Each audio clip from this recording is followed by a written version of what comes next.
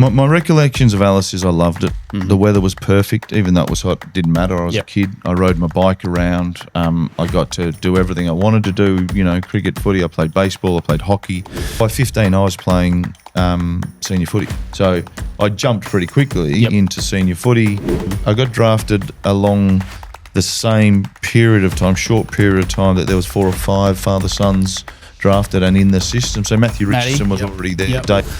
And it didn't feel like any pressure, if you know what I mean. Like, it just felt comfortable and it felt like I had friends. So going to Richmond in 1996, I knew the West Coast Eagles team, didn't know the Richmond team. So I genuinely introduced myself to guys that I didn't know who they were. But I was never overawed by it because I grew up in a family who was a Richmond family. All of a sudden, after a year or so, that I'm in the midfield. Like, I'm genuinely in the start of the game, the ball ups. And at one stage, I'm tagging Nathan Buckley in round 1. I was 26, 27. And then they said to me one day, we're going to Brisbane, we need you to play on Jonathan Brown. Joel Bowden, thanks for joining us on the NextGen North podcast. Absolute pleasure. Thanks for having me. So I watched your career with, great interest, not just because I'm a Richmond supporter, but because really the time I started taking an active interest in footy was also the time you got drafted. So sort of around the mid-1990s. But for some of our younger viewers, they may not know that you've also got you're a Richmond Tigers player, career player, had a very good career in a pretty tough era, I think, for Richmond. But they may not know that you've also got a family legacy at the Tigers, with your old man playing in a famed Richmond era in the late 60s, sort of early 70s, with some really amazing players. We might just start with him, if that's okay. So your father, Michael, played in a Richmond premiership in 1969, I believe. Correct. Just tell us a bit about your dad and maybe what it was like growing up in a sporting football family. Yeah, absolutely. So, you're right. Dad played in the 1969 grand final. They were victorious, but in his early days, he grew up in the eastern suburbs of Melbourne, one of 3 children, the eldest, and went to St Kevin's College in Melbourne, one of the Catholic families of the region, and one of the great people in his life was the parish priest, and the parish priest who was part of our family for many, many years, Father Frank Martin. They were part of the eastern suburb Melbourne, let's call it an atypical Australian family. Okay. His father went to war. His mother died prematurely of cancer, and his father remarried. And then my father finished school and was drafted or conscripted into the Vietnam War. Right. So his marble came out, or his number came out. He went to do the physical and the health check, and this is in 1969. So he went to do the physical, and he had sore knees from playing footy. Is the story? Whether that's true or not, who knows? But he had sore knees, and he failed his physical. So that was quite remarkable. But I'll just go back a couple of steps before I get to that point of his footy career, because Father Frank Martin, the parish priest, was such a prominent person in their life. And back then, remembering that Catholicism and the church were very big players in the community, he thought he wanted to be a priest. And so when he finished school, he went to the seminary. He started the practices of trying to learn to become a priest. And he went out to Werribee, where they used to have the school for young aspiring priests. And he went through that for about 18 months, to the point where then he realised that he didn't want to be a priest and follow in the footsteps of his parish priest, but he wanted to go and do something else. But he's very religiously orientated and minded till the end of his days, which is about 5 years ago now. He's still actively involved in the church, still reading the daily missal, reading at church, doing all those things, teaching in a Catholic school, etc. And part of that was when he met my mum at Teachers College. They both went to be teachers or Teachers College, and this was during the Whitlam era. when it was free education. Okay. And so, Dad and Mum are the first people to go to university in their families. So they went to university, and part of the deal, as I understand it, was if you got your degree, then you had to teach for 2 years in a semi-regional place or something like that. You know, not just where you lived. You had to go somewhere. Now, I don't understand it or have ever looked it up, but they had to, teach. They had to teach for the government, and that was how they paid back their, let's call it HECS of the 70s under Whitlam. So Mum and Dad met at university. They got married. Fast forward to Dad leaves the seminary, goes down to train at Richmond Football Club in 1967. They say, yep, you're part of this team on the list, or what? I don't even know what it was back then. Was that the zoning or whatever, the feeder? There were always zones, but I'm not 100% sure whether it was a Richmond zone or what happened, because he'd been in the seminary for a couple of years. He's a kid out of school who then clearly went off the radar, popped up, ended up going down to Richmond training. I don't know why. Maybe my grandfather had a connection or something, but he went down to training in 67. He becomes part of the team. He plays some games that year, which is, I think, remarkable to spend 18 months or so in the seminary, not training, not being physically active to the point that you can then go 2 years later into a VFL team and he got a few games in 67, predominantly in the reserves, but Richmond were on the verge of a golden era. Sure. And was Hafey there? Hafey was there. A whole range of names, and Burke, Barrett, Clay, Hart, Bartlett, all of them were there. Yeah. And they were just starting. And so he got there at the beginning. It was, again, the start of the golden era, but he played a final in his first year. So he played in 1967. He played in the second semi-final.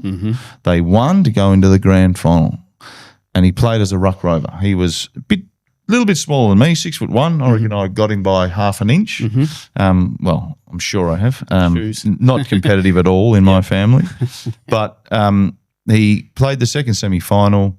And he played the second semi-final because the other ruck rover who'd played for a number of years was injured. Right. And that ruck rover came back from an ankle injury, I believe, and that ruck rover was Bull Richardson, Matthew Richardson's father. There you go. So they swapped in 67. Fast forward to 69, the grand final in 69, and Dad was selected in the grand final. He played as a ruck rover. Michael Green was the ruckman. They had a successful campaign. They were to win the premiership, but that's also the year that he wasn't able to go and partake in a war overseas. And so, lots of moving parts in the family that he grew up in, lots of decisions to leave the seminary. First of all, to go to the seminary, to then leave the seminary, for Richmond to allow him to train, to then get a game. He was always physically strong, but to get a game and then to become a premiership player in such a short period of time is quite remarkable. And he wasn't an overly skilled player. Right. He was renowned for his handball. And if you were renowned for handball in the 60s and 70s, that probably meant you couldn't kick. And most of them just kicked mongrel punts anyway, if you watch some of the games. Sure. But then because of that golden era, Richmond won in 67, 69. They went then were on the up and up and up. They won in 73, 74, and then 80. Yep. But Dad's career at Richmond finished in 71. Right. He was a teacher. He had a young family, and they decided to move on. He looked at going to South Melbourne in the day. There was an opportunity that he might be able to go over to South Melbourne and play, but then he decided, Mum and Dad decided to go to the country, and they moved to the Sunraysia district, to Robbenvale, and started their life in the country in the early 70s. That then progressed through where he was a captain coach of a number of clubs there, Robbenvale, Redcliffe, Mildura, proceeded to have a number of children. And then, I came along. I'm the fourth boy of five, and then my sister. And so Catholic family, he's a school teacher, is involved at the footy club, the church, the community. We just get the first image up? Sorry, Joel, just to... It's number 11. He somehow got number 11. I'm not sure what the protocols were back in those days, but he was given number 11. a low number, which is good in a footy club. We see guys this year at Richmond being presented with the low numbers. They start with a higher number, they make their mark, but he was given number 11, and that's something that carried through our family, where my kids still wear number 11 in the NTFL. They try and get number 11 every week. There you go. One of my daughters who's playing at the moment is quite upset that she hasn't got number 11. All right. I said, it's okay, you got number 16. And does the team know about the family history there? Do they need to be let know? I don't think they did know, but that doesn't matter. The kids, the kids ask for whatever number. And she ended up getting 16, which is my younger brother Patrick's number. So that's okay. Close enough. So can I just ask, what was the dynamic between religion and football? Like if you were involved in religion so heavily like your father was, but also had maybe some aspirations in football, was that kind of frowned upon? Was it encouraged? How did your father ever sort of give any insight into how that all worked? No, not really. He was just such a driven and passionate man, and believed in the value of community, sport, and family so passionately that he put everything into everything he did. And I obviously never watched him play and never had that experience, but in growing up with him, in living with him, and then I did play with him in Alice Springs when I was just a kid, like I was 16 years old, 17 years old, and he decided to come out of retirement and play. Who was that for? We played for West's Football Club in Alice Springs. Yep. Dad generally played in the B grade. He'd play at full forward, and kick a couple of goals. And then a few weeks he needed to fill in pretty much in the A grade. Now, we're not talking about a highly structured competition in the late 80s, early 90s in Alice Springs, but he coached in Alice Springs and then he played later on, played up until he was 49, and I'm 48. So when I look at him and I think he just kept playing, on and off, but kept playing till you were 49, like that's just lunacy. Yep. But he loved footy so much. Yep. He loved his family so much. He loved footy so much. He was invested in the church and Christianity and Catholicism so much. He just did everything with so much passion. Yep. That was one of the things he used to say to us, just have a red hot go. Just go out there and have a red hot go. And that's instilled in all of us now. We're essentially a Victorian family that's moved north and kept moving north and kept moving north. But the links, I think, between the church and sport are that it's all community. It's all how we bond, how we share experiences, how we get our emotions out, and the physical combat, because it's quite physical. I watch football now and I think, oh my God, how did I do that? I mean, I've got couple of plates in both cheekbones, and I broke my shoulder 3 times, and my knees sore, and all those things. But I now watch it, and I even go with my girls who are 13 and 15. Oh, geez, that is just it's so hard. But I mean, he loved it, and I love it, and loved it, and the physicality of it. I think it's something that brings it all together. It's the synergies between community, sport, church, family. That's the stuff that he did, and he was always doing it. He set up community-led initiatives wherever he went. He worked in community organisations, schools. In Alice Springs, he was at Tungadjira Council for a while. He taught in Alice Springs. He has a really interesting story, one that I know intimately and know well. Yep.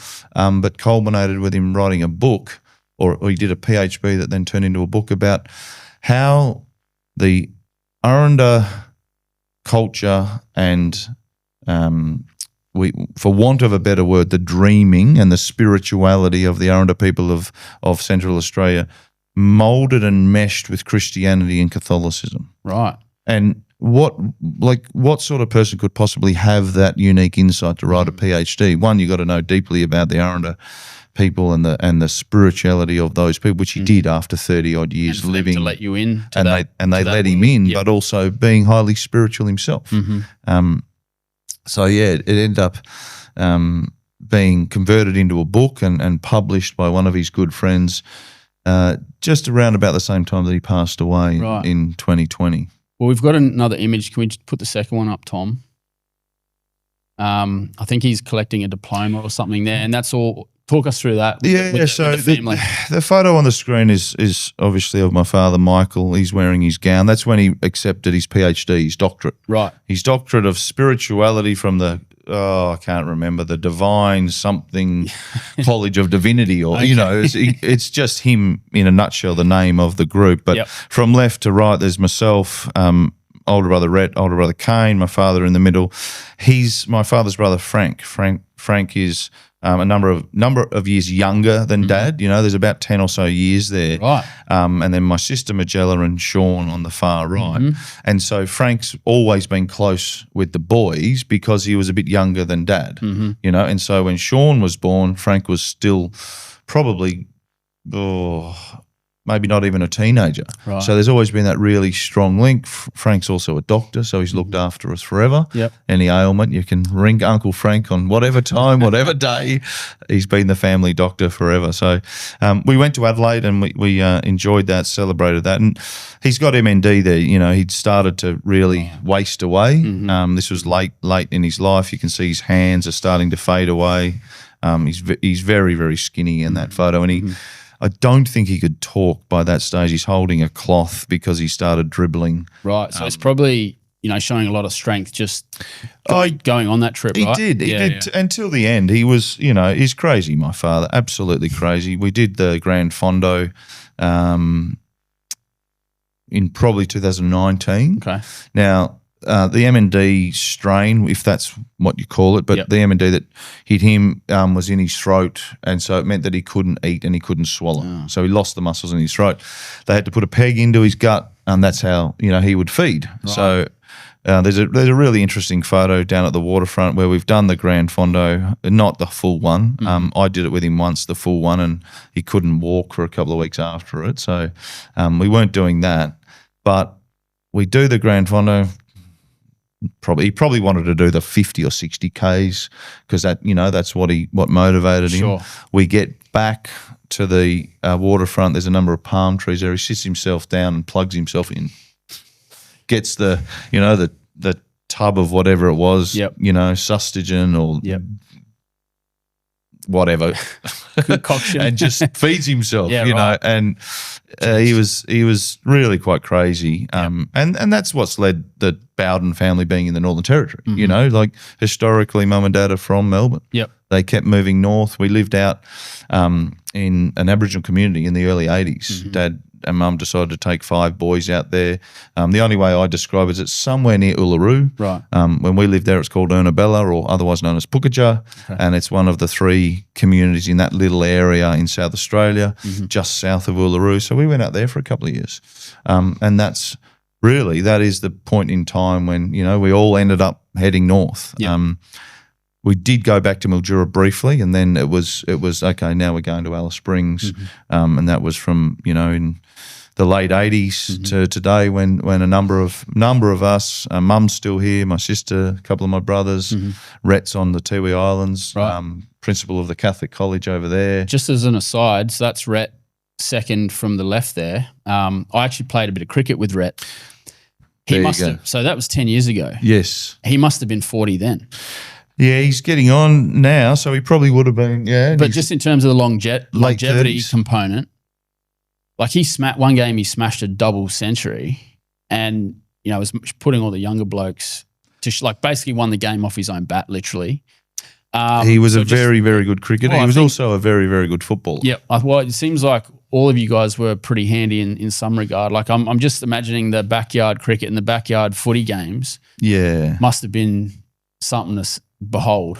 Yeah, and in that photo, Patrick's not there. So Patrick's my younger brother. Yep. So just imagine 5 boys, and this is, we didn't have TV either. Yeah. We certainly didn't have mobile phones or anything like that, and we didn't have TV. So we played cricket, we played footy, and we played it nonstop. And when we couldn't play it, we wrestled, and when we couldn't wrestle, we'd sleep and try and eat at some stage. Mum had to try and get us to eat something so that we would grow. Yep.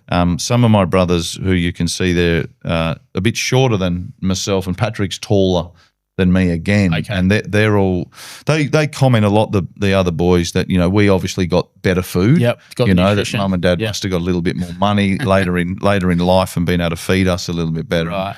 And I just say, well, you know, it was all the herbicides and pesticides in the grapes in Mildura that we ate when we were young. So maybe that's what gave us a bit of a spring in our step. But it was highly competitive. It's something that I have been my whole life, competitive, and it's the defining feature, I think, in why I got to play AFL football. Because I was so competitive. Right. Because at training, in the games, in life, I'm a competitor. I had it on pretty good authority that you were a very handy cricketer as well. Well, that might be true. Is that true? Or? Well, I never got to play a lot of cricket. Okay. So when I was young, I played cricket and footy. It's always been something that I loved, cricket. And when I was growing up, I played a lot of cricket. And as you can see, I had a lot of people to play with. Well, I grew up in Tennant Creek, and the options were cricket and footy. Same as Alice Springs. Whereas Darwin, it's very different. Being in Darwin now for 12 or 13 years, it is now. The cricket footy culture is very, very different to the Alice Springs cricket footy culture because you're not watching football in football season. It's off season, And at the moment when the cricket's on, you're playing football. So there's this juxtaposition between what you watch on TV and what you actually see on the weekend, your kids playing, and the incentive, I think, is different. And also it's so hot in Darwin that I think it actually prohibits a sport in many ways. Like we need to play under lights and we need to play at night. Like cricket's difficult to do that because it's played for so long. And I remember as a youngster, particularly in Tennant Creek, when you say you were going to play a football carnival and it was in Darwin, usually it was like all the Darwin people had just come off their footy season, fit, raring to go, and you in the centre or in the Barclay or the Red Centre or wherever, it was the opposite. So that, so you were unfit.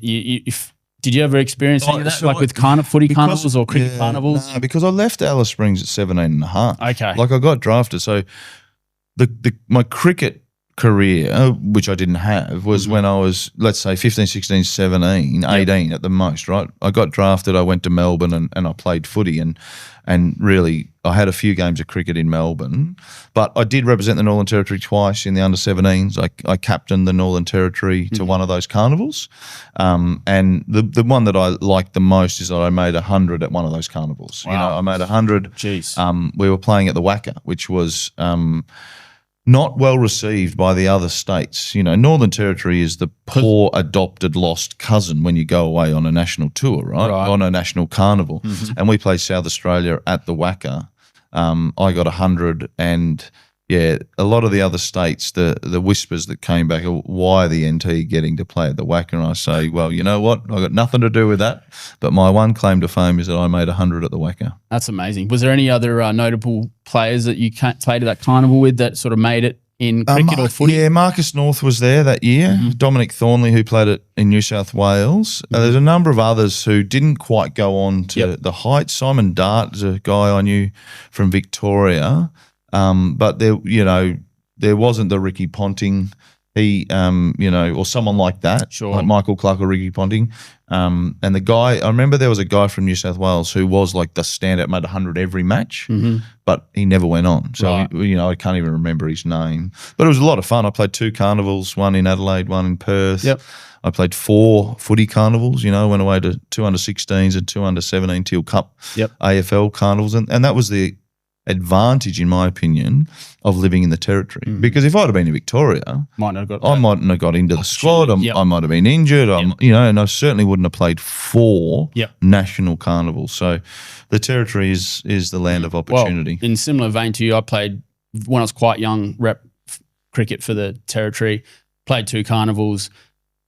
But the guys I played against mostly made it in football, like Shannon Hearn, Travis Cloak, a former captain of Carlton, I think his name's Mark Murphy. Like those guys were all gun cricketers in those days, and yet they went on to, big careers in footy. And the difference between cricket and footy that I've experienced and would articulate is you get drafted at 18 and you play senior footy if you're good enough that year. Okay. So I got drafted at 17 and a half. I moved from Alice Springs to Melbourne.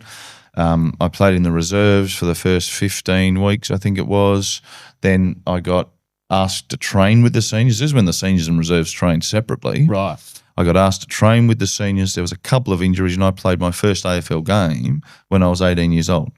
Compare that to cricketers and Matthew Hayden or Darren Lehman. They all made 10,000 Sheffield Shield runs before they played for Australia. Bigger apprenticeship. Massive apprenticeship. Yep. So I'd finished my career at 31 when guys who had been playing cricket for 10 years were just starting to get to the level, Sure, yeah. And Hayden is probably a good example. Lehman, another, like Jamie Siddons, who's a guy I know because he came from Sunraysia, and we sort of heard about this guy, Jamie Siddons. I think he played one-day international for Australia and never made the test team.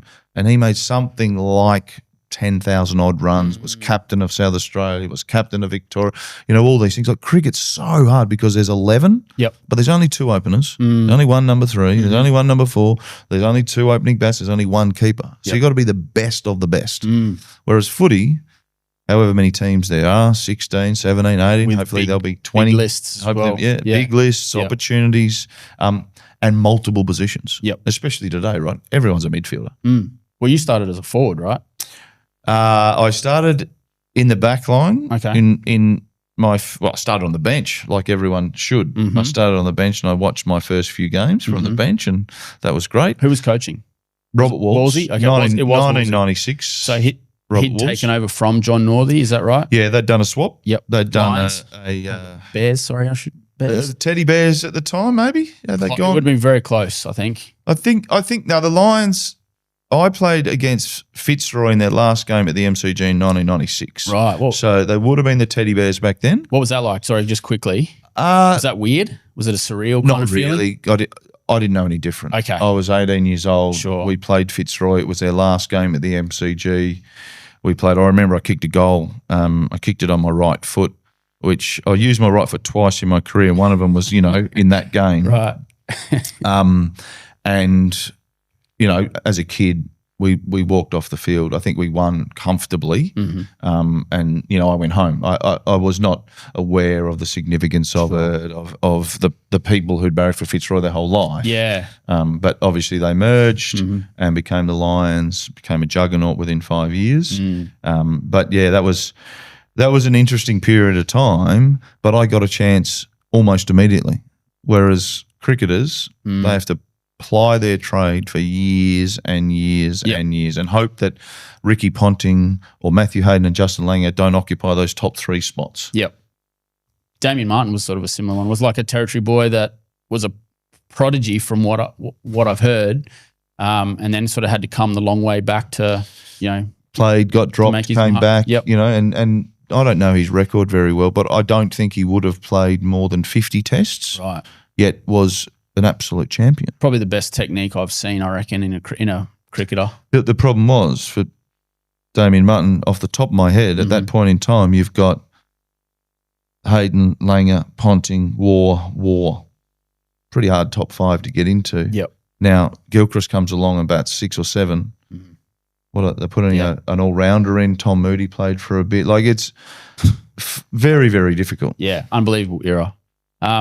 Before we sort of get into the real meat of the footy stuff, just wanted to quickly touch on your time arriving in the territory and sort of what your early memories are, or, how you found maybe in particular Alice Springs as like a jump off point for getting drafted. What were the pathways like? Were they strong, or was it just like you played and if you were good enough, you made it?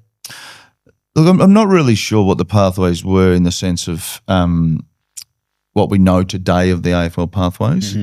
My recollections of Alice is I loved it. The weather was perfect, even though it was hot. It didn't matter. I was a kid. I rode my bike around. I got to do everything I wanted to do, cricket, footy. I played baseball. I played hockey, had a crack at soccer, had a game of rugby once. And then Dad said to me, don't do that. And I said, yeah, I won't do that again. I had scratches and boot marks all over me because I tackled some bloke and his boots went all up my guts. I got to do everything, basketball, tennis, I just played sport. But there were no pathways. The lowest grade of football in Alice Springs that I recall was under 17s. And at about 12 years old, Dad put me in. Dad said, go and play, Yep. And so I played under 17s as a 12-year-old. He started a school football competition in Alice Springs. So year 7 and 8 was one competition. Year 9 and 10 was another competition. Yep. So that there was something for kids who were a bit younger. There was no Auskick. There was no under 10s, 12s, 14s, 16s, like anything like that. The CAFL was the CAFL, and it ran the local comp. There were 5 teams there. They had seniors, reserves, and an under 17s. It then went to under 18s. And that's what I did. I played some school footy. I played under 18s or under 17s as a young kid. But by 15, I was playing senior footy. So I jumped pretty quickly into senior footy. It started off by playing under 18s and then reserves the next game, because the reserves are always short. So it's like, who wants to play? I'll play again. So you'd play 2 games in a row. By the time I was 15, probably the second half of the season when I'm 15, I'm playing seniors. The next year I turned 16. I played seniors all year, and then I turned 17. I played seniors all year. Now I'm lucky because I also went away to 4 carnivals. And that was the real gift. Like, it fast tracked your development. Well, it just gave me more footy. It put me in front of people. And I had my father's last name. Well, I think that's a good segue, mate. Drafted in 95 as a father-son, is that right? Yeah, father-son. Did that put any additional pressure on you? How did you feel? Was it an honour to be drafted as a father-son? I just knew that I didn't have a number attached to me. So this was the time when numbers started coming out. Right. Who was number 1, who was number 2, and that sort of stuff. Yep. And I knew, the one thing I knew was I didn't have a number attached to me. I was just drafted, and I liked that. So I think that was less pressure. I got drafted along the same period of time, short period of time, that there was 4 or 5 father-sons drafted and in the system. So Matthew Richardson was already there. David Burke was already there. Neil Bizzy's son, Peter Bizzy. So Neil Bizzy played at Richmond, was the tribunal chairman at the time. Tony Jewell's son, Nick Jewell, got drafted at the time, and myself. So there's like a handful of us all there. And it didn't feel like any pressure, if you know what I mean. Like, it just felt comfortable, and it felt like I had friends. Like, it gave you an immediate bond with them in some respects, or was it just... absolutely. Oh, absolutely. And I didn't bond with them all because they left. Right. Nick and Peter Bizzy, Nick Jewell and Peter Bizzy didn't have long time at the club. Sure. David Burke was up and down, and then was traded away to North Melbourne. And I ended up with Matthew Richardson. And I was very lucky in my first year down there. Michael Gale was wearing number 11, Brendan Gale's older brother. He decided to move to number 1. For some reason. I don't know why. Maybe because number 1 became available, and it left 11 available. Now, I'd been running around for the preseason in 37 or 38. That's what a young bloke gets. Here you go. Property steward gives you a jumper. Earn your stripes. And then they were redoing the lockers in the old grandstand that's now been torn down for the new development at Punt Road. And they were just redoing the lockers, and they were painting names on the lockers. And someone said about number 11, why is there an M. Bowden on number 11? Should be a J. Oh, no. So on the lockers, you had best and fairest winners, 100 game players, and premiership players. And so on locker 11, there's only 3 names.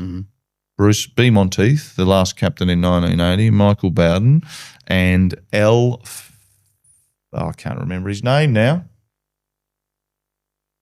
I can't remember. Right. But there was 3 names on there. And someone saw it and said, what's that? Because footy clubs are an interesting, sociological phenomenon. Everyone goes in there being the best player that they were in their club or their whatever. Sure. Most people are reasonably self-interested and self-absorbed because they've been the best player, and they don't look around, right? They go there and they think, I'm going to do this and, blah, blah, blah. Someone saw it, asked a question, and out of nowhere, I got at training one day, Michael Gale stood up and said, hey, guys, I'm going to go to number 1, and we've decided that Joel should have number 11 because that's the number his dad wore. And I was down the other end because the lockers are, they go 1 to 50, and I'm down the other. And I was like, wow, how cool. So I've been I've been indebted to Michael Gale forever. Mm-hmm. Every time I see him, I say thank you. And, Yep.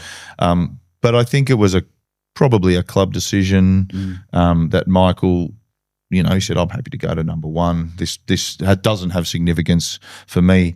But what I learned and why I am such a huge advocate for the father-son rule is that it meant so much to so many people at Richmond. I think it's a great thing much for our game. It's so unique and so different, and we need to retain that, I think. Absolutely. And some will cry foul because there's a competitive disadvantage. And okay, I get that. But the draft is the draft. They've now tried to equalise it as much as possible. You have to take that kid at the earliest point in the draft if someone else says they'll take him. Yep.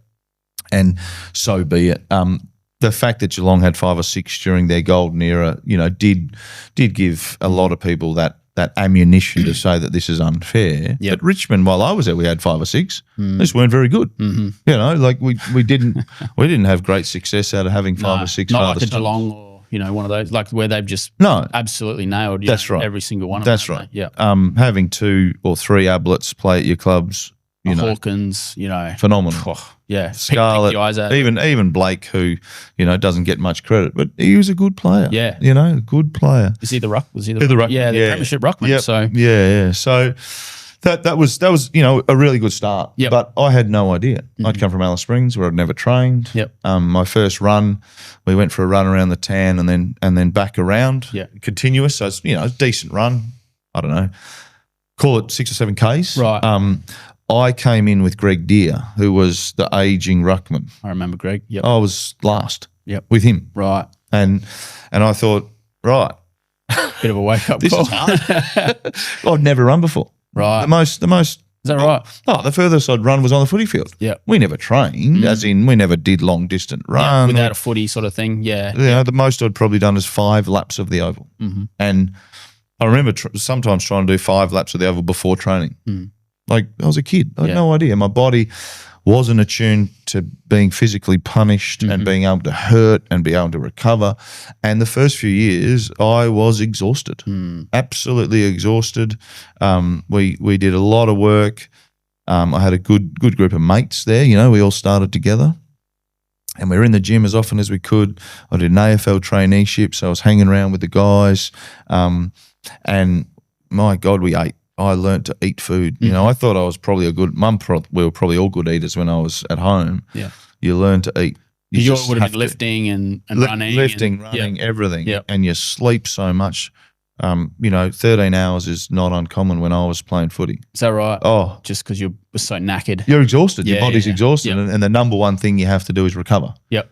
And sleep and food. They were the 2 things that you had to have. So my first year, I was really fortunate. I played 5 games. Yep. You know, I got 5 games in the back half of the season, and then the next year, I broke into the team from round 1.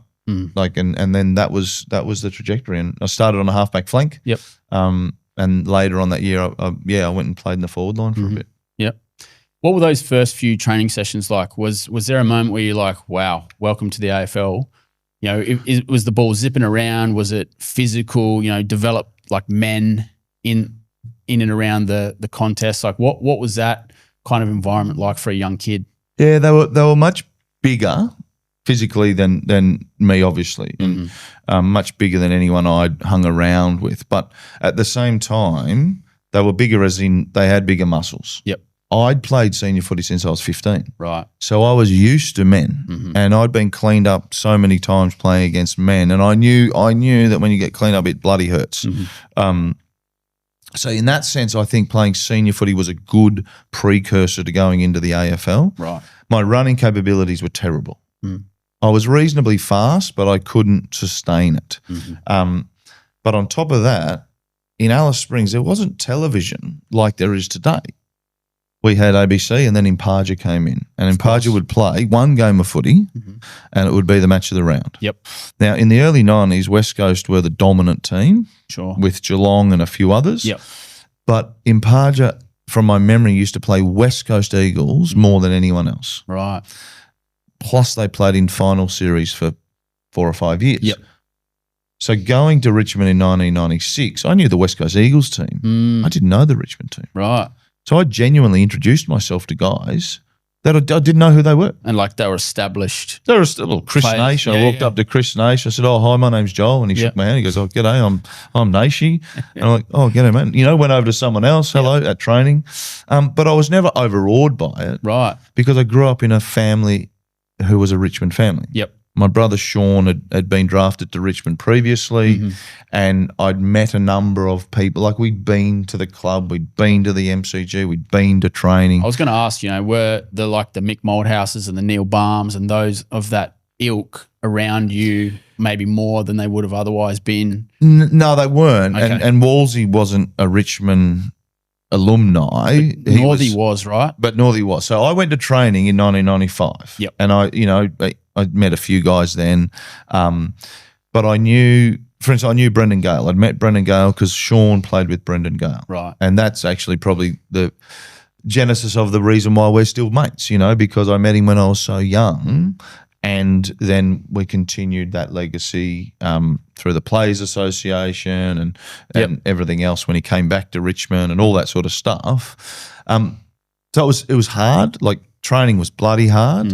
I had to do extras because I was young, and they were swimming and riding and all these other things. But it was everything I needed. I needed to develop as a young man, and I reckon in my first 3 years I probably put on 8 or 10 kilos. Right. I went from of lean muscle probably.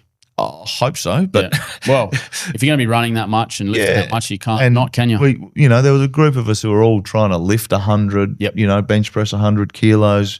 We're all trying to get a bit heavier. We're all trying to just develop as quickly as we could. But I was also extremely lucky because in those first few years, we weren't going great. The first year we missed the finals. The second year they sacked the coach. I had a little bit more time to develop. And I think it was probably only till year 4 or 5 was I fit enough to genuinely run out a game of footy. Right. Now, these were the days when you played 100% of game time. If you're on the field, you're on the field. Yep. If you're on the bench, you sat there and watched. And that was my experience when I first played. In my first year, I was on the bench and I sat and watched. You were on the bench. You came off. If someone came off, it was for an injury. That was about it. Yeah. So I was probably running out of game in my 4th or 5th year. And then I was lucky because I kept on moving positions as well. I started on the back flank and then I went to a forward flank. Probably in 2000, I reckon it was. I ended up on the wing. All of a sudden, after a year or so, that I'm in the midfield. Like, I'm genuinely in the start of the game, the ball ups. And at one stage, I'm tagging Nathan Buckley in round 1.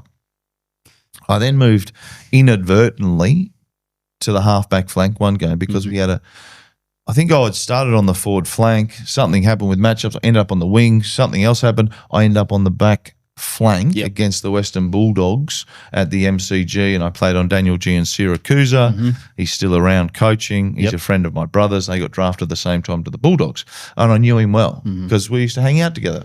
Patrick moved to Melbourne. I'd hang out with Danny, Patrick, Bob Murphy, a couple of others, and I knew him well, and it was almost fun just playing on him. But I had a really good game on halfback flank. Fortunately, he kicked 5 points, which I always remind him about, and I got 1 Brownlow vote. And that led me to playing on the back flank. Right. And then I played centre half back for 3 years.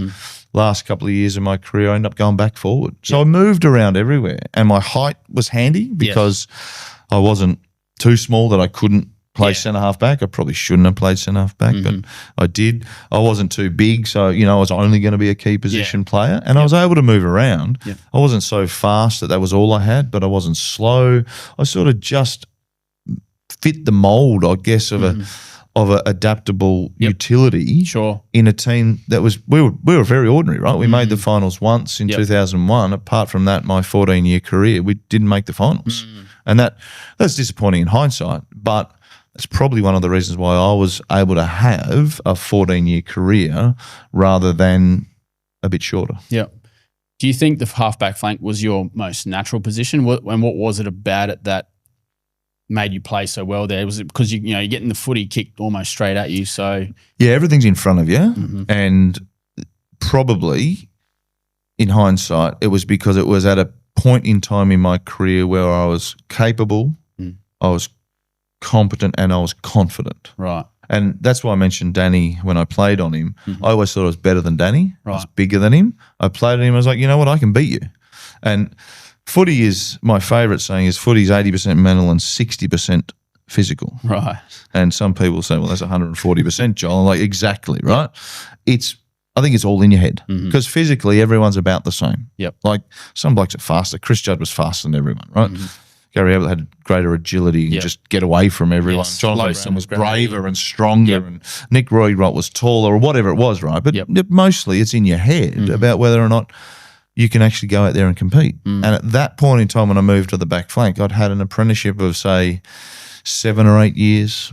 I was 26, 27.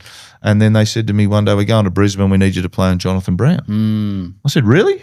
They said, yeah, have a go. Okay. Yep. Nothing to lose. It's a win-win situation. He kicks 5. The clubs gets yelled at for putting Joel Bowden on him. Yep. He was goalless that day. Right. He had 10 or 11 marks, 20-odd possessions, but he didn't kick a goal. I get best on ground. I was like, I think this is all right. Yeah. So it was a point in time in my career that I decided I can do this. I can play on whoever. I played on Anthony Rocker. That was crazy. He's like huge, 10 centimeters bigger than me and 20 kilos heavier. But I put a bit more weight on in that part of my career. Probably put 3 or 4 kg on. I prepared myself to play on big guys, and it was completely different to, like, I tagged Robert Harvey, Shane Crawford and Nathan Buckley during a period when I played in the middle. Yeah, when you line up, you see your name next to theirs, do you think, geez, I've got a big day ahead of me, or how do you sort of approach that? I loved it. Same thing, right? Yeah. Same thing. I loved it because I knew I was fit. Your fitness base was there. I knew I was fit enough to run with them, and I knew that they wouldn't pay me any attention. That's why I tagged them. Okay. Because we used to have some good taggers. Duncan Kellaway was the best, but they didn't get a lot of ball. So Harvey would get 30, and Duncan Kellaway might get 15, maybe 20. There's a big differential, and Dunk wasn't a great kick, so he didn't hurt Harvey. Whereas if I got it, I was a good kick. Yep. If I had 20 or 25 and Harvey had 30, 35, the differential's not that bad, and Harvey's going to get 30 or 35 anyway. Yep, absolutely. Buckley a bit the same. Yep. I played on Crawford. Like, Crawford's much, much smaller than me, and the deal was let him go into the back line. Right. He can run because he can run further than anyone else, and Harvey. Yep. Let him go all the way down in the back pocket and get it. Just be there to get it when he kicks it to you. A little bit with Buckley. Because Buckley was such a prodigious kick. He's going to take the kick-ins. Let him go. Like, it doesn't matter. So we were trying to minimise the differential. Sure. And I had so much fun. I tagged James Hird twice in 2 weeks. The first week was okay. It was 2001, and we beat them at the MCG to get into the finals. Yep. Then I played on him the next week because we played Essendon in the first one, and he just took me to the cleaners. He seemed to lift in the finals. He just went to a different level, that guy. Yeah, and it was a good learning for me, right? Sure. And, but I played on him again in his final game in Melbourne before he retired. 07? I can't remember what year it was, but I really enjoyed it because I played on him. We beat them at the G. It was his final game. And, I look back at my career and I started as a, half back, half forward. I ended up playing on all the best midfielders in the competition. Yeah. The only one I didn't play on was Chris Judd or Cousins and Kerr, like those midfielders. Like I never ran with and tagged them. I'd sort of moved out of the midfield, but I played on Koutafidis. Yep. I played on Creswell. I played on Buckley and Hird, Crawford, Harvey, the best of the comp. And then I moved to centre-half back. Right. And did the same. I played fullback on Brendan Favola one day. I played on David Neitz. I played on Nick Riewoldt. I played on Barry Hall. I went to Fraser Gehrig for about 5 minutes, and he was just too big for me. So they moved me quickly and put someone back onto him. I was like, this is not going well, guys. Yeah, it does not compute. But I got the opportunity to do what I love doing at the MCG most of the time. I think I played over 150 games at the MCG, competing against the best of the best. Yep. And a lot of the time, and I'm totally biased, but I did okay. Yep. I did okay. Yep. and won 2 BNFs at the club. I won the best first-year player at the club. I won got a couple of All-Australians. 2 All-Australians. I went and toured Ireland. I played for Australia, in Australia. And then I had this other opportunity off the field to do stuff that footy gives you. So I worked at the Players Association. I became the president. And then a few of us at the club, and Jerry Hand, a former minister of the federal government, mad keen Richmond supporter, we set up the Tigers and Community Foundation. And we got all the Richmond players volunteering once a month to do something in the community. And it has flourished and grown to the point where Richmond, and I was at the press conference where Julia Gillard made the announcement in the Morris Rioli Centre. She said, we've invested $23 million here, and it's fundamentally based on the education programs. It's now called the Corringummingy Institute. They partner with Swinburne Uni to run courses out of there, but that came from a small idea that Jerry Hand had, which was, why don't we get the players involved in the community? Why don't we go to the Richmond Housing Commission flats and different areas and give an hour of our time? Which is something sort of similar to what like Basher Hooley and that do now, right? They've got like those community initiatives going on and all those and we were doing it.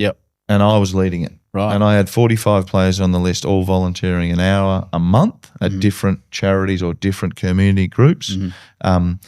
We also, through the AFL Players Association, set up a charity called Ladder, where we got $12 million, 6 from the Victorian government, 6 from other sources, and we built a 21-room accommodation block at 15 Hoddle Street in Melbourne for youth at risk. Right. Now, that was the power of AFL. I had the best time playing footy. I ran around. I loved it. I kicked goals. I took 1 specky. I kicked 1 really good goal. It's actually been played on Facebook. Currently, they're comparing a goal I kicked to another goal, and someone sent it to me this morning. Actually, one of the trainers who was there the day that I kicked this goal against St Kilda, he sent it to me. He said, oh, look at this, they're comparing your goal. And I was there this day, and I wrote back, yeah, mate, I was lucky. It was very slippery at Docklands. You know, blokes just fell over their own feet. So it wasn't me. I just stood there and they fell over. But I also got to do stuff off the field. I got to use the power of footy, the power of that blue halo, which says AFL in it, and do some good in the community. And that's what I'm really, really proud of. And even though I wish I had had more final success or whatever it was, if someone said to me, you could take Marlon Pickett's career and win a grand final in your first game and after 5 years you'd be finished, or you can have your career, I'll take my career. Right. Every day of the week and twice on Sundays. Yeah, well, I guess there's not much point in regret and all that sort of stuff. It doesn't change anything. And I got no regrets. I loved it. Absolutely loved it. I would have liked to keep playing. I wish my body allowed me to keep playing. Yeah. Sports science nowadays, I think, has improved and improved and improved. Yeah, it's amazing. We've got, Novak Djokovic playing incredible tennis at 38. We've got Scott Pendlebury, and these are the outliers, but playing football at 38 and about to break the world record for AFL games that we never thought would be broken. Tucky was just, no one will ever get to that again. And then Brent Harvey jumps in. So Pendlebury's going to probably crush it. So I think that's a good point. Like Boomer Harvey said when he first got to North, I think probably in a similar year that you got drafted. Yeah, it would have been. So they were the power club probably at the time, right? They had Kerry and Longmire and like all these guns.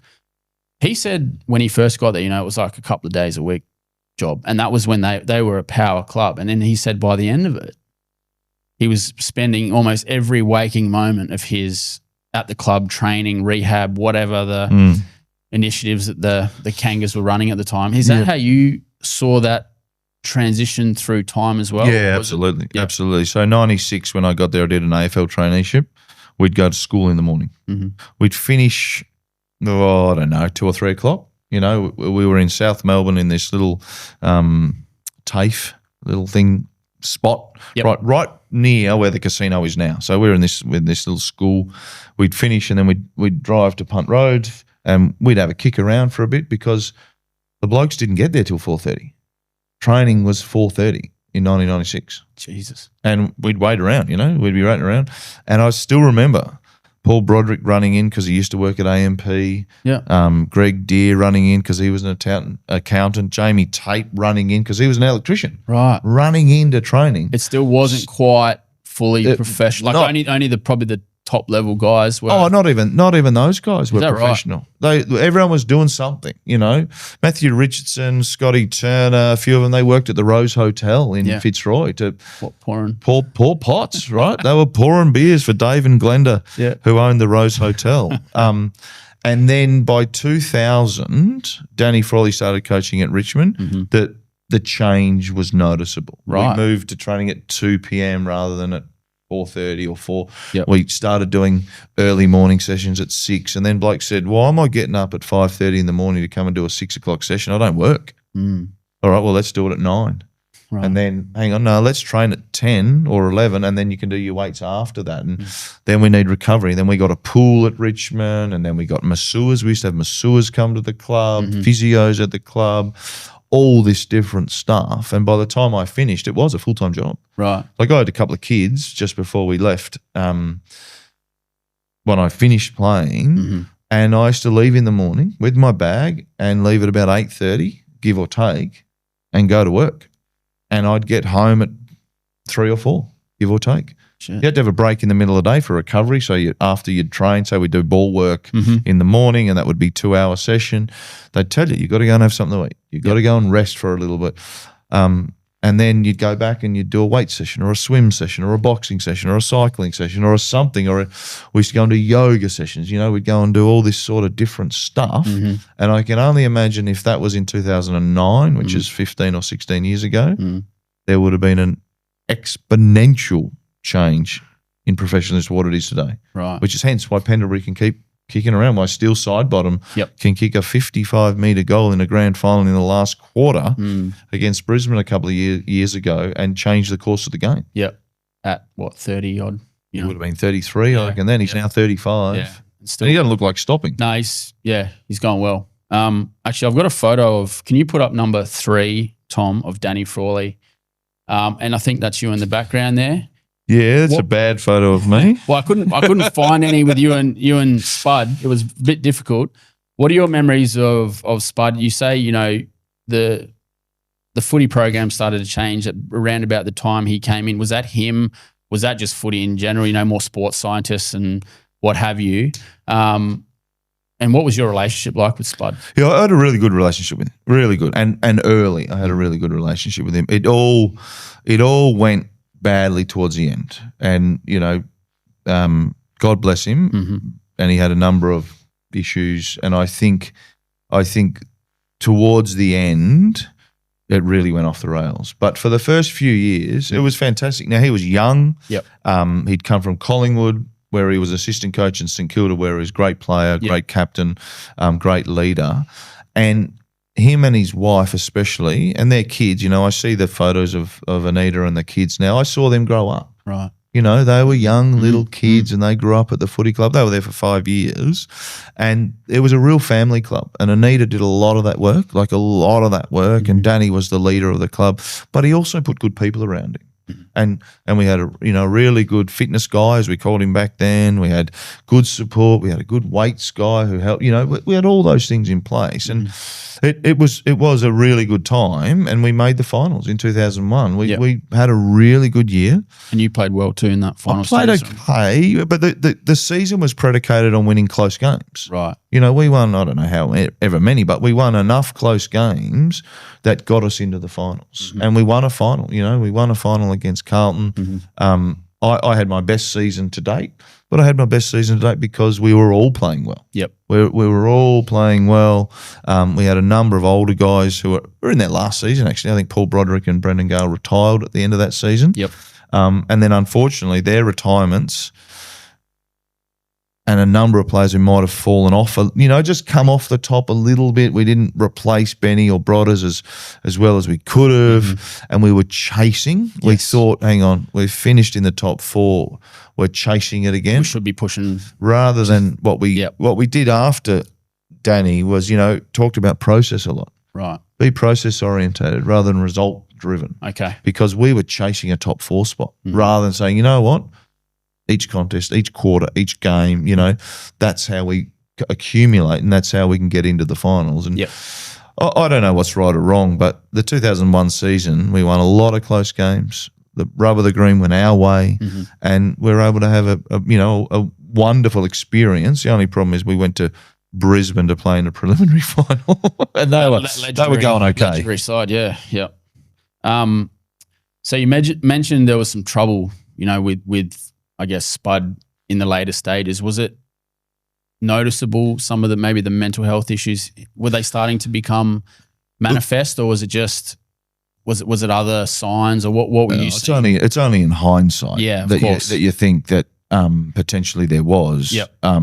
We went down a really bad spiral of losses and couldn't arrest it. Yep. We ended up losing, I think it was 12 in a row, the last 12, if not 13. Okay. Because we lost round one the next year and made it 14, I believe, 14 losses in a row. Is that when he came to training and held the pump above his head and said, "What am I, boys? Yeah, I'm under the pump." Under the pump. Were you there for that? Yeah, I was there. I can't remember what year that was. Yep. But it happened. The funny thing about it is the pump was massive. Like it was an air compressor. Yeah. It wasn't a bike pump. And it was always downstairs in the property steward's room, right? And we'd go and pump balls up with it. It was massive. It was on a bloody a rolling wheelie thing, and like it would have taken a shitload of effort to get it upstairs, and then to put it above his head in hindsight. I was like, it's pretty funny. Like it's pretty funny. Well, I've heard from other guys at the time that it kind of just cut through some of the tension you guys felt at the time. Some of the pressure that had been building. And he was also young, right? He was known for that sort of deprecating humor, wasn't he? Yeah. He was young, and he'd have a bit of a laugh, and it was good. But I can't remember what year it was. But we just really started to struggle. Yep. And the interesting thing about that, obviously, when you're struggling, you change your side, and I got dropped during that season. Right. 2004. 2004, I got dropped during that season, and then I came back. Now our relationship soured because he dropped me, and I said, well, 2 weeks ago I had 29 possessions against St Kilda, and I think I was second best on ground. Last week we played against Adelaide. You played me at full forward. Like maybe I kicked a goal or whatever. I hardly touched it. Sure. And I said, and now I'm in the reserves. Like, it doesn't make sense. And I've always been quite forthright. Surprisingly, that might be. But I said, like, seriously, play me on the wing. That's my position, or play me in the middle, and don't play me at full forward. And then drop me. Yeah. And they played Brad Otten's in front of me, so I was full forward. Brad Otten's 30 metres out, and I didn't touch it, as a full forward. Anyway, I played in the reserves. I had a decent game, came back the next week, and it was as if the pressure valve had been let off. Right. It didn't matter anymore. Okay. I've been dropped. Yep. Like, okay, I'm just going to play. And I played with freedom, and I played – that's the year, maybe 2 weeks later, I played against the Bulldogs on Danny G and Siracusa through the mismatch. And I just went, you know what? I'm just going to play because I can play, and I know I can play. Yeah. We went through the rest of the year. I ended up having some of my most dominant games I think I'd ever had, but we kept losing. And then we lost game after game after game. And I won the best and fairest. So it was a difficult time, but for me, somehow I excelled. Somehow I said, oh, well, you've dropped me. Well, okay, I'll just play the way I know how to play. Yeah. And if you drop me, that's okay, but at least I know I've played the way that I want to play. Yeah. Like I'm not playing game plan be damned sort of thing, or well, not even that, right? Yeah. We had a very simplistic game plan. But if you're playing me at full forward, like that's no good. Yeah. Let me just go and play. And I did. I went and played and had started accumulating off half back, which no one had really done before. Like frankly, like Paul Lecura, who's a mate of mine, he said to me one day, he goes, how do you have 30 possessions from fullback? Yep. I said, I don't know, mate, the ball's down there a lot. Yeah.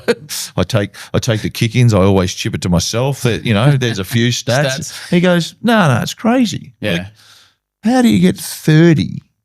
Well, I remember you were like a super coach and a dream team monster in those days. Yeah. You were known as like almost the first one picked. Well, that's why I used to always play on from full back. I was somewhere one day, don't know where, might have been training or wherever, and this little kid comes up to me. Mm-hmm. He says, Joel, g'day, mate, how you going? He goes, you're my super coach captain this week. Make sure you play on from full back. And I went, what? Because I didn't know about it, right? Right, yeah. I had no idea. I'm like, what do you mean? He goes, every kick you get as captain, you get double points, I think it was. Yeah. So make sure you play on from full back because I want the points. Mm-hmm. That's bloody match fixing. Yeah. That little kid. Well, did you listen to him? Or? Absolutely. Yeah. I played on forever. Yeah. Now they don't have to play on. They just step over the line and you get a stat, right? Right. So he was before his time, this kid. Absolutely. Well, who was the best player you played with or against? Richo. Unstoppable. And against? Richo. Yeah, right. I played on him at training. Yeah. And we played a game out in country Victoria once, and Learmonth. We went out there for like the community camp. We played a game. Jay Schultz was playing on Richo, and I'm in the back line, and Richo just tore it up, right, as only he can. Pracky matches, team, black versus yellow. It's all a bit soft. Someone's crashing it, except Richo. Right. So we come in at half time, and Terry Wallace says to me, "You're on Richo, and why didn't you swap earlier?" I said, "I don't want to play on him. I don't want to play. I play on him at training. I don't want to play on him. He is a lunatic. Yeah. He is 6'8". He's faster than me. He's fitter than me. He's stronger than me." I said, "There's no way." And Terry Wallace says, No, you go and play on him. Lasts about 10 minutes, right? Mm-hmm. And then they swapped me and they said, "All right, Jay, you go and play on him again." Because Jay's got to learn, right? Jay Schultz was young. They were trying to develop him as a centre-half back. But he was the hardest player to play against that I ever experienced. Yep. And he was the best player that I'd seen. Now, he's also the most frustrating player. Sure. And he's also one of my best friends. Yep. I just remember, I loved Richo. He was my favourite player. And if you can almost win a Brownlow in, one of your last seasons, if not your last season. Second last season, yeah. Like say a 6'8", whatever he was, machine. I think he was one of the most athletic players, up there with like Kutafidis and those sorts of guys. And probably, doesn't really get put up there with the real top echelon forwards, probably because of a tough era of playing in Richmond. He kicked 800 goals. He's maligned for his kicking. That's the problem, right? If he had to kick 20 of those goals from directly in front and not hit the post, would have been fine, right? Yeah, but he had missed me 20. shaking my fist at the TV more often than not. Yeah. Richo. But anyway, well, just quickly to finish, the comparison of eras. We had a brief chat off camera and you said the era of today, would have left you in the dust. And I don't agree with that. I think you would have been able to play in any era. No chance. You're probably the prototypical halfback now. If you're not getting 30 off a halfback, what are you doing? Yeah. So, how do you see the game now? Do you enjoy the game? Do you watch the game still? Or is it sort of, that's a part of my life that's over? Oh, I love it. I watch it. I love it. I spent 5 years in politics, which I didn't spend a lot of time analysing or watching footy. Okay. The great thing about that period of time, though, was 2017 through to 2020 when Richmond were winning, right? So I was watching Richmond winning and I didn't really have to pay much attention. Yes. Dustin Martin was single-handedly carrying a football side on his shoulders and doing something that will never be done before in 2017. Like there's just no chance anyone wins the Brownlow, the best and fairest, the Norm Smith, MVP. the premiership, the MVP, the Gary Ayres medal. It just won't happen. Yeah, unbelievable. Ashcroft's incredible with 2 Norm Smiths, but he didn't win the Gary Ayres medal as the best player in the finals. Yep. He is the most remarkable player I think we'll ever see, and in hindsight it'll be borne out more. But the modern day football is just incredible. It's so fast, it's so athletic, and I think I played in an era that suited me. Yep. Our team wasn't great. I got to move positions. I got to experience different things, being forward, mid, back, mid, forward. Whereas, say, everyone's a midfielder. And I don't know if I'd be good enough. I think the guys today are just exceptional. They are powerhouses, and the kicking is phenomenal. You know, they kick at 60 metres, no problems. And there's just no time. No time. To deliver the ball anymore. By hand or foot. You know, kicking efficiency is down in the 60s. When I was playing, if you weren't, and I used to kick above 80 every week. Yep. You know, every week. I used to kick it long. That's an efficient kick. Or I used to hit a target, you know. I had a lot of clangers. Right. But everything else was efficient. So I'd kick at 85 to 90% all the time. And here, they're kicking at 60 because there's no time. There's no space. So it's just that maybe half yard you had to deliver. The field was elongated. You know, we had a full forward. People played their positions. I played full back a number of times, or I played centre half back, and I played on Scotty Lucas. And he stood at centre half forward, and Matty Lloyd stood behind him, and I went, this is going to be a hard day. Well, on that quickly, what was that like when you're standing in? I don't know if you ever stood in the hole in front of Plugger Lockett or a Gary Senior, because you played sort of at the end of their careers, in the start of yours. Yep. What was that like, knowing that those big brutes were behind you and they probably weren't, going to hold back in those days? I was lucky. I only played one game against Lockett, and I was on the bench. Yeah. And I only played one game against Gary Ablett Senior, and I was on the bench. Okay, so you didn't have to worry about very early in my career. Yep. But it was difficult. But the most courageous brothers I've ever seen are the Kelleways. They were hard as cat's heads. It was scary what they did, and they actually put fear into the forwards, because if someone's coming back at you like they used to do, the forwards would pull out. Yep. Now, I was never ever on that level, but I realised after a while, if you went back hard enough, then you probably wouldn't get hurt as much. Matty Lloyd nearly killed me, and I couldn't sit down or lay down for a few weeks. Like, he put his knee into my back, and it just killed me. Cameron Mooney probably killed me, but I somehow got up down at Geelong one day, and I got hit a number of times, but it's part of the game, right? Sure. And someone has to go back with the fly to the bottom. When it's your turn, you go. You got to go. You just got to go. Now, you play with Andy Kellaway, and you go, well, shit, if he's doing it, I have to. I'm doing it as well. Yeah. If Duncan Kellaway's doing it, and Duncan was significantly smaller and slighter than Andy, you just got to do it. Now, I'm not sure if I pulled out many times, but I didn't go back crazy like them. But it's a sort of a big thing for you to even sort of admit that, sometimes there is that doubt. Oh, of course. No, of course. Look at, have a look. Yeah, absolutely. You have a look. Because you do get crucified for it, don't you? And if you pull out, Josh Hunt did it once for Geelong, really good left footer. I've never forgotten it. The guy that was built like Tarzan. And he just, I don't even kind of remember one, right? And he just pulled out, and we all, and that was the social contract, the psychological contract you had with every other AFL footballer, is that when it was your turn to go, you go. And if you didn't, you knew. The other players didn't have to say that. You just knew. And when you got the two Kellaway boys doing it, you got to go.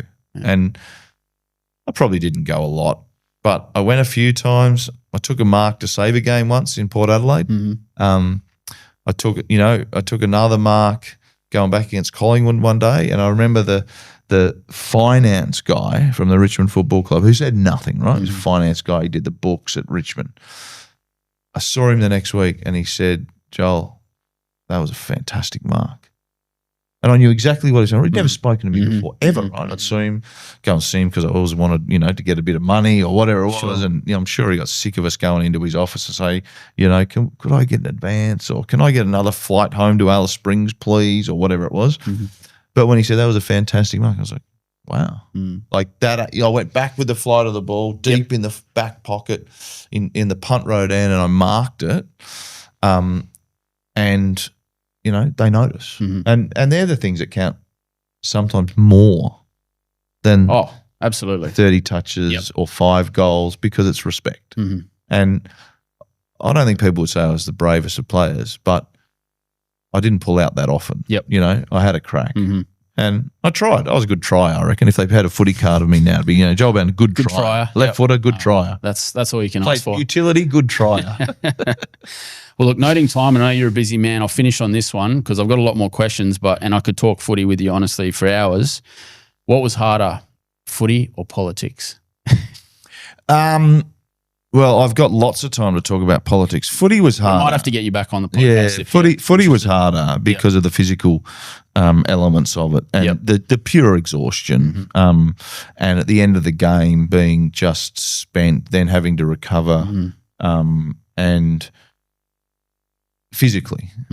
There's also the mental. I would say this about politics. I went into politics at a very strange time.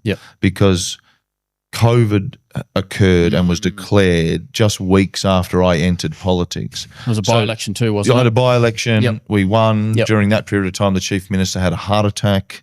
And, it was surreal. Wow. My father was sick with MND. He got off his deathbed and out of hospital to come to the after party. He couldn't speak. He was just grunting and smiling and groaning. I went in and then we spent months not in lockdown in the territory because we didn't have to do that, but alone. No one came to the office. No one talked to me. And then for the next 4 years, I sat on the backbench and almost the same thing happened. No one came to my office. No one talked to me. I thought I was going into the decision-making wing of the Northern Territory government, which I thought was where you could contribute, make decisions, try and shape the territory. But unless you're the Chief Minister or in the Deputy or Treasurer or Attorney General, then in the Northern Territory Labor government that I experienced, you didn't really get to put any ideas forward. Okay. I put forward the idea of a new hospital to my caucus colleagues and it got shot down. Right. Between Palmerston and Darwin, there's a spot. The Dondale prison sits there. There is all this space, Tivendale Road. It's halfway between Darwin and Palmerston. It's a beautiful arterial. There's land there. We can recreate where the hospital is into housing instead of trying to build something out at Noonamar where you've got to travel an hour into town. It's right there on Casuarina Beach. It's got all the facilities, the roads, the infrastructure. I got told by my colleagues, that's a stupid idea. I'm like, hang on. What are the three big things that are important in the Northern Territory? Housing, health, education. Throw in cost of living, law and order. Here we're addressing health. We're going to address housing. We're going to build a new suburb out there. And that's economy and cost of living because people are going to have jobs for the next 10 years. And I got told that's a stupid idea, Joel. That really hurt my feelings. And in hindsight, I should have argued back more vehemently. Right. I should have said, hang on, we're the Labor Party. The Labor Party is about collectivism. It's about the community. It's all the things that my dad taught me, family, sport, community. This is about infrastructure for the future, a new hospital, a new suburb so people have got somewhere to live, and we got jobs. Yep, we got issues in the Northern Territory, huge issues, which is why I wanted to go in and wanted to be part of that decision-making group.